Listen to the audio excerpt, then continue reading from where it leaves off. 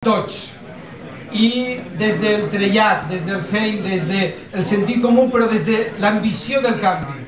I per això són importants els professors, naturalment, els pares i els estudiants. Esta ha sigut una festa que hem volgut que fora protagonitzada pels estudiants, protagonitzada en la mida que sempre, però també demà, van a tindre un paper fonamental. A mi m'agradaria dir-los que este proyecto de canvi no se podrà fer sense ells, sense els estudiants. I per això els convidem no només demà a votar, sinó sobretot sempre a participar.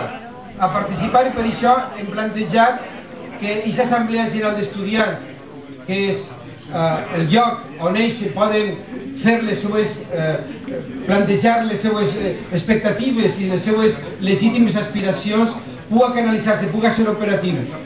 Volem fer de l'Assemblea General d'Estudiants el marc en el que els estudiants se sentisquen realment participants de la cogestió de la nostra universitat. Jo vull ser un rector amb els estudiants, amb els pares, amb els professors, perquè crec que tots junts sí que podem fer aquest projecte de canvi del que volem.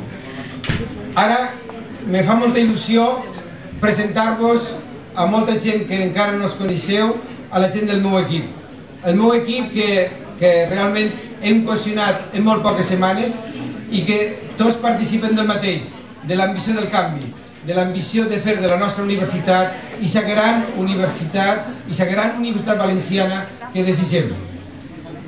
Un equip plural, molt plural, sòlid, de cares noves, de gent que no s'ha implicat en la governació de la universitat però que tenen molta experiència i que tenen un perfil magnífic per a la tasca que esté encomanada cada un dels vicerrectorats.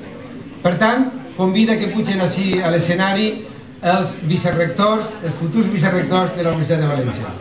En primer lloc, Amparo